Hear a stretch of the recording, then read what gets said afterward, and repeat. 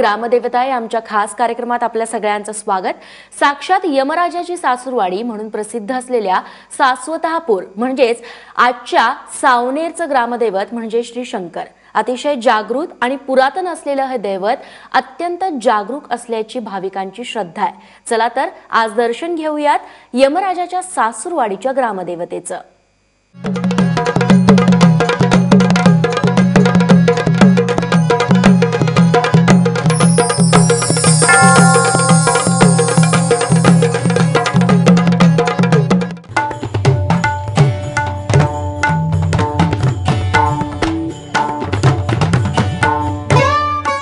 नागपूर जिल्ह्यातल्या सावनेरचं हेमाडपंथी शिवमंदिर आणि त्यात प्रतिष्ठापित असलेलं वाळूचं अत्यंत प्राचीन शिवलिंग म्हणजे पंचक्रोशीतल्या ग्रामस्थांचं ग्रामदैवत।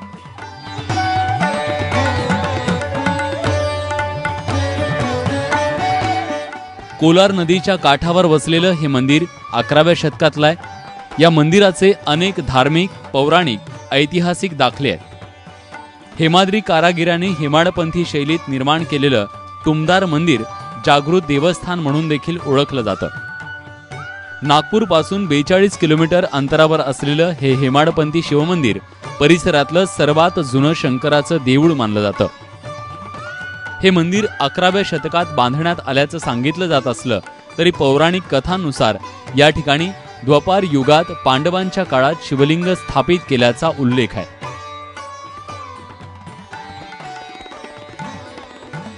या मंदिराची आख्यायिका खूप जुनी आहे। जैमिनी अश्वमेघ या पौराणिक ग्रंथानुसार सावनेरचा परिसर सासवतपूर म्हणून ओळखला जात होता। द्वापार युगात महाभारताचं युद्ध जिंकल्यानंतर पांडवांनी अश्वमेघ यज्ञ केले आणि दिग्विजयावर निघालेल्या पांडवांना याच ठिकाणी वीरवर्मा राजाच्या 5 मुलांनी आव्हान दिलं।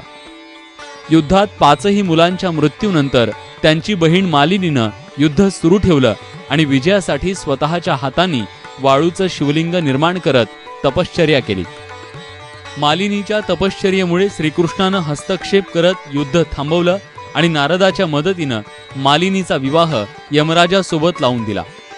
तेव्हापासून या ठिकाणी मालिनीनं स्थापन केलेल्या वाळूच्या शिवलिंगाची पूजा केली जात असून हे ठिकाण यमराजाची सासूरवाडी म्हणून देखील प्रसिद्ध आहे।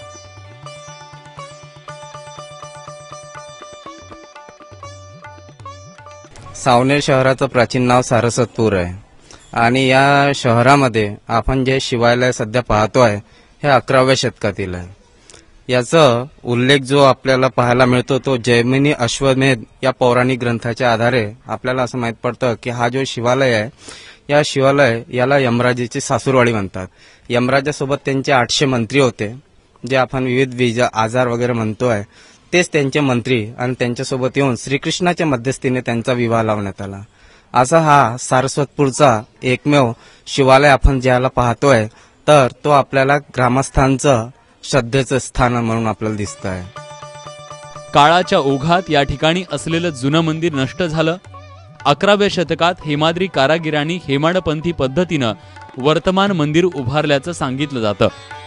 मंदिराची बांधणी अगदी साधी, कमी कलाकुसर आणि कमी शिल्प असलेली आहे। मंदिरात सभामंडप, अंतराळ आणि गर्भगृह अशी तिहेरी रचना असून ते कोलार नदीच्या काठावर पश्चिमाभिमुख वसलेलं आहे।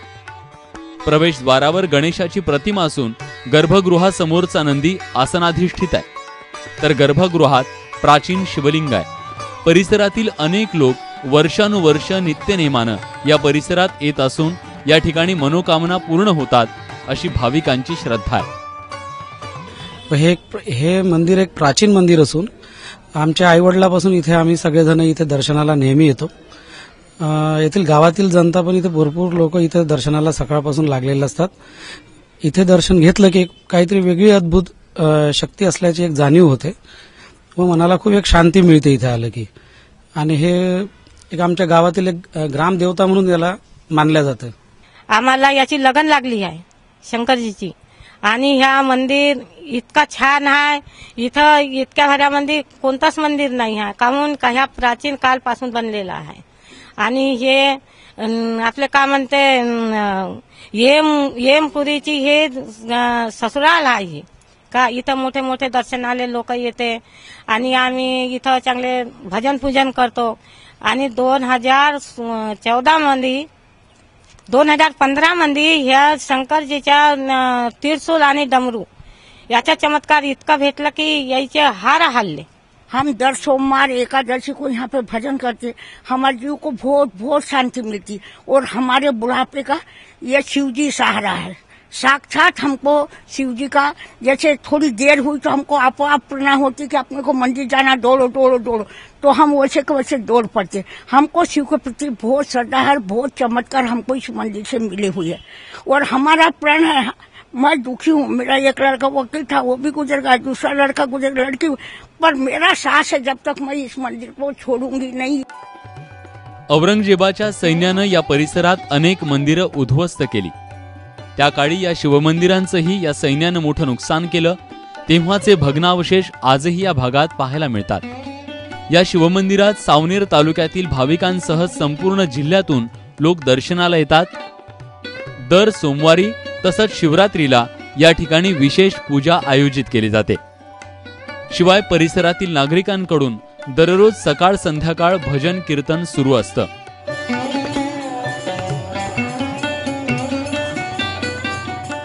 सावनेर तालुक्यात असलेलं हे आगळं-वेगळं शिवमंदिर एकदा तरी नक्की पाहायला हवं.